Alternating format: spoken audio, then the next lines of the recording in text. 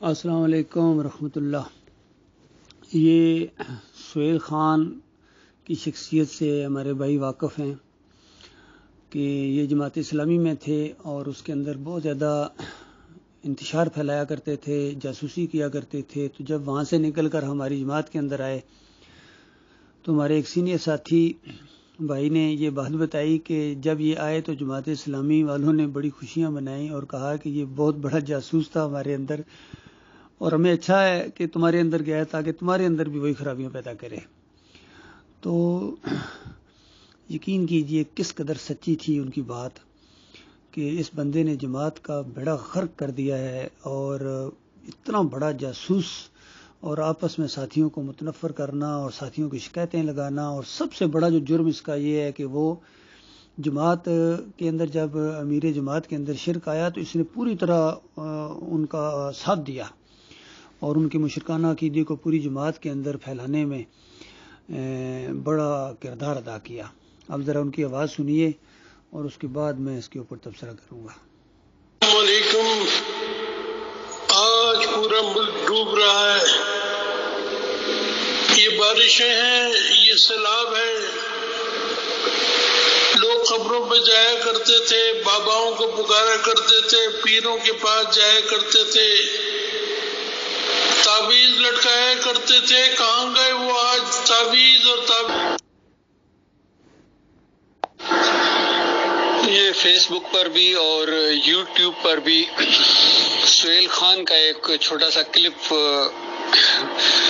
سنا ہے، اور لوگوں کو کہہ رہے ہیں کہ یہ ملک پانی میں ڈوب رہا ہے۔ لوگ مزاروں پر جایا کرتے تھے، تعویذ لٹکایا کرتے تھے، اور بھی چند شرکوں کا نام لیا کہ اس کی وجہ سے یہ اللہ کا عذاب ہے۔ کاش ساتھ یہ بھی کہہ دو کہ تعظیمی سجدے ثابت کیا کرتے تھے، سجدہ تعظیمی ثابت کیا کرتے تھے کہ ایک نبی نے دوسرے نبی کو سجدہ کیا، تو اس وجہ سے یہ اللہ کے عذاب آ رہے ہیں۔ یہ جو اللہ کے عذاب آ رہے ہیں نا ملک کے اندر، سہیل خان صاحب آپ اس کے ذمہ دار ہیں، اور محمد حنیف اس کے ذمہ دار ہیں۔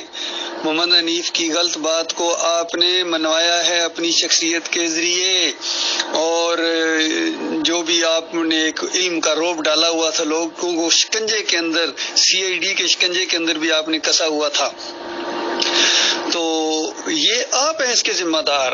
سہیل خان صاحب اور محمد حنیف صاحب، آپ دونوں اور باقی جتنے یہ آپ کے چیلے ہیں، یہ ذمہ دار ہیں اس اللہ کے عذاب کے، چاہے یہ سیلاب کی شکل میں آئے، چاہے یہ زلزلوں کی شکل میں آئے، چاہے مہنگائی کی شکل میں آئے، چاہے یہ آپس میں لڑائی ابھی شروع ہو کر خانہ جنگی ہوگی، اس کے آپ ذمہ دار ہیں، اور ہر وہ بندہ ذمہ دار ہے جو شرک پھیلاتا ہے۔ تو اس کا وبال جنہوں نے آغاز کیا ہے ان پر بھی ہوگا، اور آپ بھی اس سے نہیں بچیں گے، مرنے کے ساتھ جہنم کی آگ کے اندر ہمیشہ کے لیے اتر جائیں گے اگر شرک سے توبہ نہ کی تو۔ یہ معاملہ ہے، اوروں کو نصیحت، خود میاں فضیحت۔ ابھی تو ساری پوسٹیں موجود ہیں جس کے اندر یہ لکھا ہوا ہے کہ اللہ کے علاوہ کسی کے لیے سجدہ نہیں ہے، تو کیا وہاں اس وقت کیوں نہیں تم نے لکھا کہ سوائے یوسف علیہ السلام کے؟ اور جنتیوں کا بنیادی عقیدہ یہ ہے کہ لا الہ الا اللہ کا مطلب بتایا گیا، آدھے حصے کے اندر لا الہ الا اللہ کا مطلب بتایا گیا، دوسرے حصے کے اندر محمد رسول اللہ کا مطلب بتایا گیا۔ پوری دنیا کو یہ مطلب بتا رہے تھے کہ دیکھو اللہ کے علاوہ کوئی قانون ساز نہیں، کوئی داتا دستگیر نہیں، کوئی رکوع اور سجدے کے لائق نہیں۔ بتاؤ اللہ کے بندو، کیا اس وقت آپ کے دماغ میں یہی تھا سوائے اللہ یوسف؟ کہا تھا کبھی؟ یا دعوت اللہ کی جب ہم کرتے تھے بازاروں کے اندر، ابھی بھی ہم تو خیر اسی طرح کرتے ہیں، لیکن آپ کی اس کے اندر فرق آ گیا ہے کہ یہ عزت دار سر، اپنے سر کی طرف ہم اشارہ کر، یہ عزت دار سر سوائے اللہ کے کسی اور کے سامنے نہیں جھکے گا اور نہیں جھکنا چاہیے۔ اور پھر سارے انبیاء کے بارے میں کہتے تھے کہ سارے انبیاء اللہ کو پکارا کرتے تھے، اللہ کو سجدے کیا کرتے تھے، اللہ کے سامنے رکوع اور سجدے کرتے تھے، ہم دنیا کو بتاتے تھے، اور تم نے خود اب یہ سجدہ ماننا شروع کر دیا۔ اور اب یہ زلزلے، اور یہ کہتے ہو زلزلے اور طوفان اس لیے آ رہے ہیں کہ تم مزاروں پر جاتے ہو، تم تعویذ لٹکاتے ہو۔ ایک بات اور بھی کہہ دو کہ تم سجدہ تعظیمی کرتے ہو۔ تو یہی وہ بات تھی جب قاری خلیل الرحمان وہاں چکری وکیلاں والی مسجد میں اندر بڑے جوش سے کلمے کا مطلب بتا رہا تھا کہ دیکھو کلمے کا مطلب یہ ہے کہ اللہ کے علاوہ کوئی داتا نہیں، کوئی دستگیر نہیں. تو اس کے بعد میں باہر سے گزر رہا تھا تو میں نے اس کو کہا، زور سے میں نے کہا، میں سنانے کے لیے کہا تھا اس لیے زور سے کہا، میں کہا یہ ایک بات آگے بھی کہہ دو کہ اللہ کے علاوہ کوئی سجدے کے لائق نہیں، اتنی بات کہہ دو اور مولوی صاحب. لیکن نہیں، ظاہر بات ہے مجھے دکھ ہوا تھا کہ میرے گاؤں کے اندر آ کے میرے رشتہ داروں کو، میرے قریبی رشتہ داروں کو یہ گمراہ کر رہا ہے اور ایمان سے ہٹا کے جہنم کے آگ کا ایندھن بنا دے گا. تو کیا مجھے دکھ نہیں ہوگا؟ اگر کوئی میرے قریبی کسی رشتہ دار کو اگر وہ ورگلا کے یا اس کو کسی ایسے کیس میں پھنسا کے اڈیالہ جیل تک پہنچا دے تو مجھے کیا دکھ نہیں ہوگا؟ تو جو میرے بھائیوں کو، میری قوم کو جہنم کی آگ کے اندر پہنچا دے، ایسی جہنم جیل ہے. یاد رکھنا، جہنم بہت بڑی جیل ہے، یقین کیجئے. وہ ایسی جیل ہے کہ جس کے مقابلے میں گونتا نامو اور پتہ نہیں یہ مچ جیل اور ایک اور جو اس نے بنائی ہوئی ہے، کیا نام ہے، اس نے صدام نے بھی بنائی تھی، اور کتنے ایسے ہیں جن کو جہنم تک کہا جاتا ہے دنیا میں. ایسی ایسی جیلیں جن کو جہنم کہا جاتا ہے دنیا کے اندر بھی. تو یہ اس جہنم کے مقابلے میں تو کچھ بھی نہیں ہے. مالک فرماتا ہے جیسا میں جکڑوں گا نا، کبھی کسی نے ایسا نہیں جکڑا ہوگا. یعنی دنیا میں ظالم سے ظالم اگر کوئی انسان ہے جس نے کسی دوسرے کو جکڑا ہے یا عذاب دیا ہے یا جس طریقے سے بھی عذاب دیا ہے دنیا کے اندر، مالک فرماتا ہے کسی انسان کو دنیا میں ایسا عذاب نہیں دیا گیا جس طرح میں دوں گا ان کافروں اور مشرکوں کو.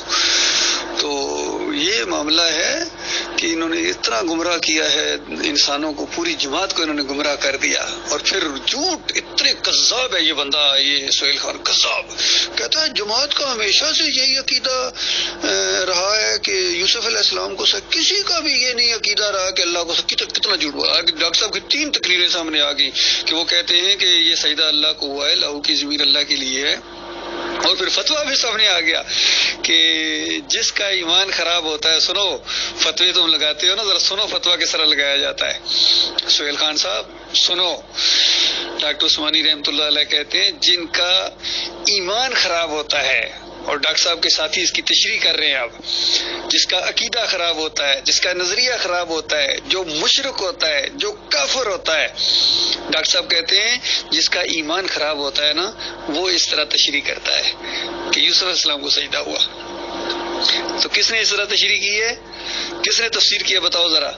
اس طرح تفسیر کی ہے محمد حنیف نے، اس طرح تفسیر کی ہے سہیل خان نے، اس طرح تفسیر کی ہے منور سلطان نے، اس طرح تفسیر کی ہے چودھری اشرف نے، اور اس طرح تفسیر کی ہے ڈاکٹر عبداللہ عمر نے.